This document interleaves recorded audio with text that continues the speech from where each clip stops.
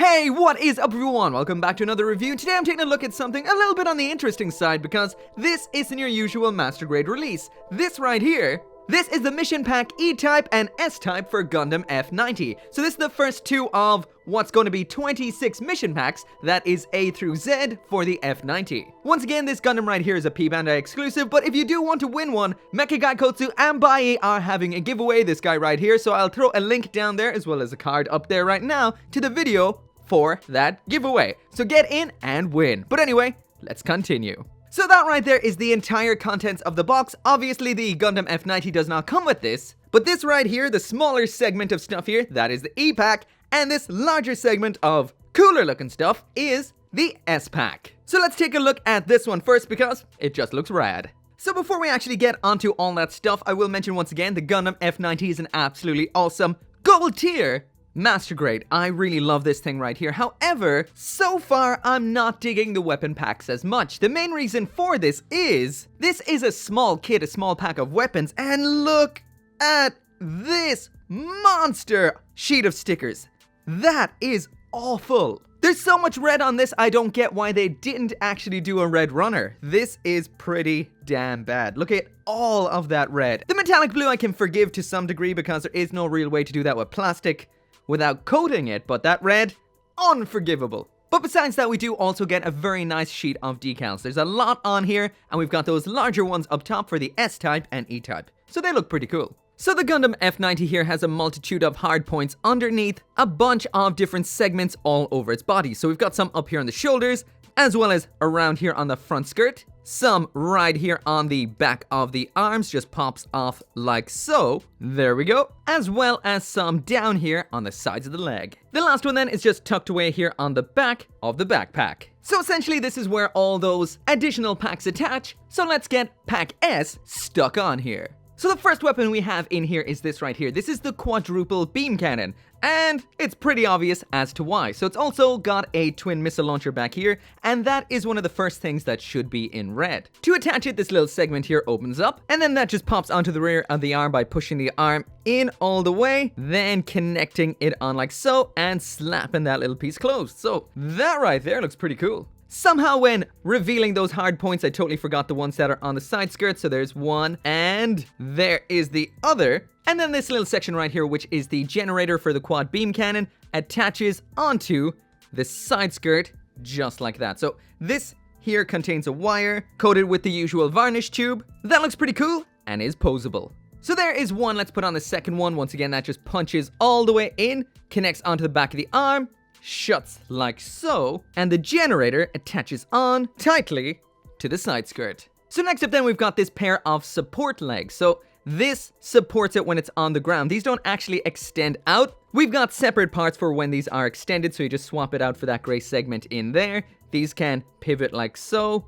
as well as rotate all the way around here. To attach these, you just open up its patented butt claw, just like so. This then slots in just above the claw segments, and those all close over it. Just cosmetically, they don't actually hold it. It holds in fine itself. So that's what they look like on there. They don't actually do any rotation up here at that point, so I might as well extend these. So you need to take off those. I will admit, these are actually ridiculously hard to remove. I had to use a blade first by trying to pop it in underneath and jimmy that out a little bit. Then use a part separator. This one, of course, is a Nekobuso part separator. Slide that in under there, just like that, then jimmy it out. That is not easy. Anyway, they just pop in then like so. Once again, quite a tight connection. There's one, there's two, and then back on with those little feet segments. So, of course, this is for support and keeping it steady when it's firing off those shots. Next up then in here, we've got the pair of mega beam cannons. All the things on this can rotate around. This green section, the cannons themselves, that goes for both sides. They attach onto the backpack back here. Simple as that right there. And apparently the technology that was used in these was used to develop the F90. And I'm going to throw a picture of the F90 up here right now so you can see that. And physically, these are very, very, very similar. So I wouldn't be surprised if we do see a premium Bandai version of the F90 sometime in the future. That is definitely a pretty awesome design right there. Next up then we've got the waist unit. This attaches into those front skirting parts there like so. This may look a little bit on the plain side. That is because all of these little sensors or lenses right here do require stickers. That would be these ones right here, 17, 18, and 19. All of those should be on there to make it color accurate. And lastly then, we have a pair of cruise missiles which attach onto the sides of the legs, just like that right there. So these little leg segments back here can be adjusted to change the angle you've got it standing at, but anyway, let's give it a quick spin.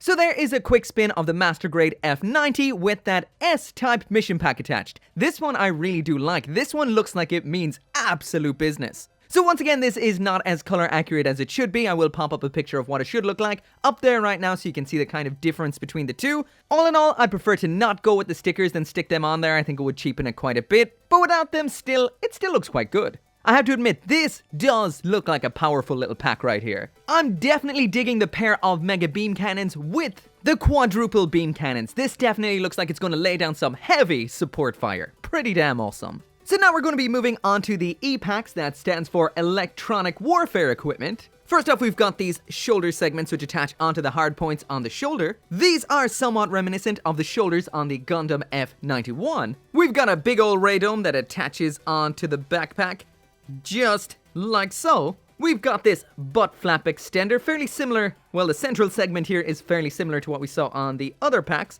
Pops on like so, close up the claw around it like that. Whoa! We've got two of these circular things which pop onto the front skirting armor like so. Apparently we don't uncover these hard points here, so cover those back up again. And the same goes for the arms, so cover those back up. That's one. And right there is number two. Lastly then, in here we've got the jamming rifle. That's this right here. It's just all in the one shade of color. Nothing moves on this, but we are missing some stickers on the side here as well as on the lens. Those would have been these blue ones here, number 7 as well as number 4.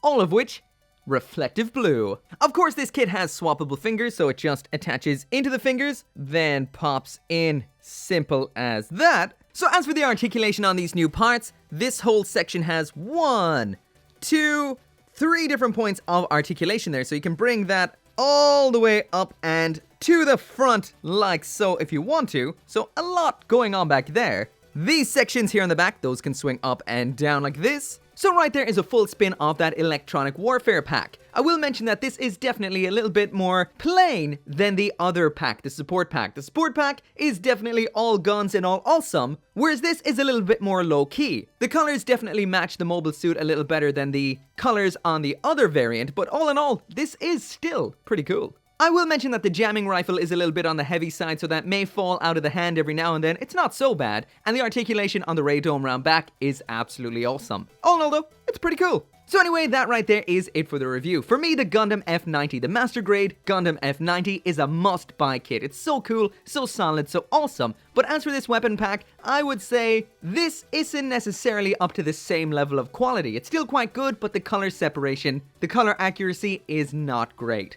There's a whole lot of other packs coming out in the future, so it might be best to wait and see what comes out. There might be something a little bit more awesome. But to me, the support pack is pretty cool, and it's gonna stay on there. But anyway, once again, if you do want one of your own, there is a link down there in the description. You can get yours from Bai. And once again, if you do want a Gundam F90 of your own, we are giving one away right now, so the link to the video with the giveaway is down there in the description. But anyway, as always, thank you so much for watching. Make sure to come back for more gunpla reviews, and I'll see you next time.